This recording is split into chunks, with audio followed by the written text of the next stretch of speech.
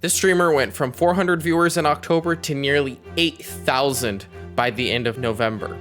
He also went from 400,000 YouTube views to 293 million in less than 3 months.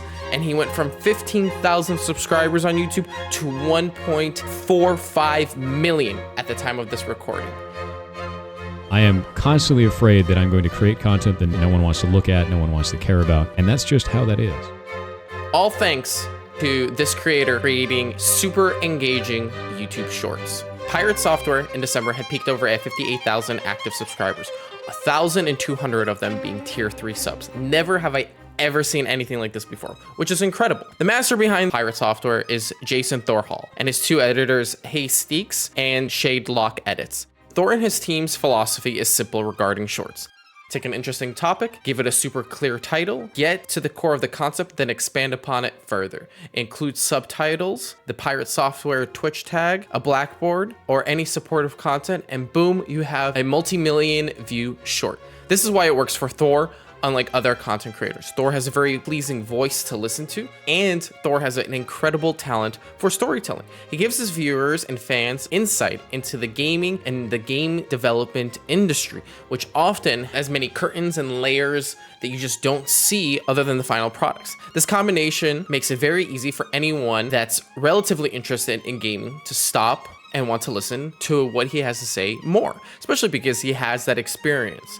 The first piece of content I saw of Thor's was his video explaining why one of WoW's mounts made more money than the StarCraft 2 Wings of Liberty expansion. It blew my mind. A statistic like this would never be publicly shared from Blizzard, but hey, you hear it and it shows you a new side to the world of microtransactions and how incredibly profitable games as a service can be.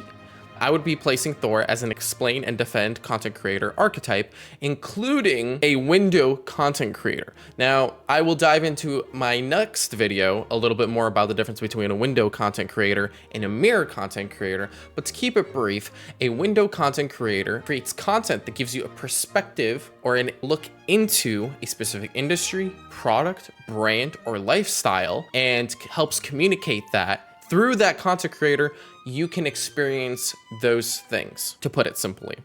Thor had been working in game development for over 20 years. He started his tenure at Blizzard, where he worked as a game tester, then led applications for all of Blizzard's website. He then left Blizzard because he realized he was getting grossly underpaid. Unfortunately, in the games industry or any industry that you're extremely passionate about, when there is that passion factor, there's usually a less salary earning or compensation package in many situations. Same thing in traditional sports.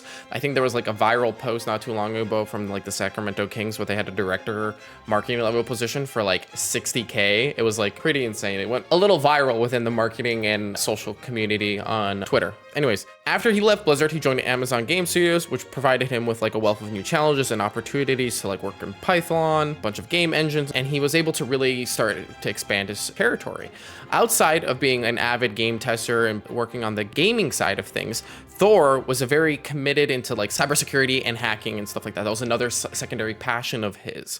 And one of the things that I really enjoy about his content is whenever he posts videos talking a little bit about the social hacking capabilities of people, super fascinating when he was talking about it. Thor's commitment to his side hobby and passion for hacking and cybersecurity gave him a lot of recognition in DEF CON, and he won a prestigious award, a third black badge, which here's a quick explanation of what it is. This achievement led to him getting a really exciting opportunity to work at the US Department of Energy. And they're like, hey, you're pretty good at this. Can you help us make sure that our power plants don't get hacked? And then he's like, yeah, that's a lot of money. I'm down. So he went away from that and just took the opportunity to make a shit ton of money. But he wasn't really passionate about it, and it wasn't exciting. It wasn't fulfilling.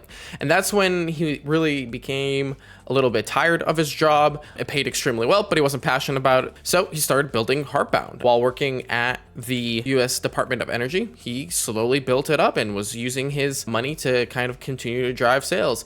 And in 2017, Jacksepticeye published a video of him playing that game. And then that video got almost 2.5 million views generating an insane amount of attention and success for his game. At that moment, Thor realized, hey, I gotta do something. I gotta like change directions. This is not me. I need to go all in on this game, something that I'm very passionate about. And so he did. And he quit, and he started to develop this game with his team. Stain Van Wakeren did all the sound and music, and then Brady Shea Remmel did all the art and animation for them. And one of Thor's core ideas that he had was, hey, I'm gonna have a Twitch channel to be a marketing tool for everything that we do. Provide a new level of transparency of what it's like to be a game dev, and utilize his Twitch channel as a way to generate awareness, community, conversation, and fund the whole project in total. Take all the money that he'd get from subs, ad, all that stuff, and funnel it right back into his passion project. So Jason and his team, Pirate Software, would stream their development process on Twitch every day, up to 10, 12 hours sometimes. They would chat with their audience, they would code, they would make art, and build the game in real time, giving his audience and people a new level of investment and fandom for the game. And that way they didn't need to sell out to any publishers or investors in order to keep going. They could focus on what they're passionate about and create the game that they wanted to create at their own pace, because they were utilizing this Twitch channel, this YouTube channel, to just get additional money on top of the money that Thor had put into the game.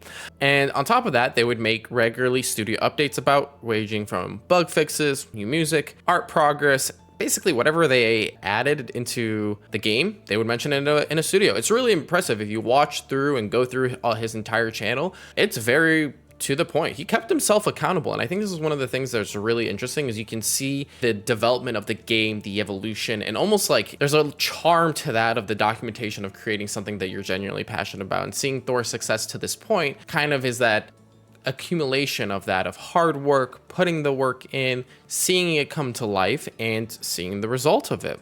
Audience demand.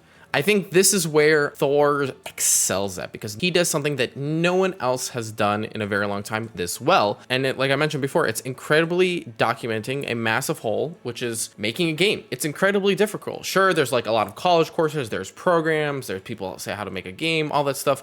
But you know, they're usually behind like a paywall or university something, and it's really difficult to find. There's no great one singular site for that. And Thor was enabling something that he's very passionate about, is to promote people to go play video games.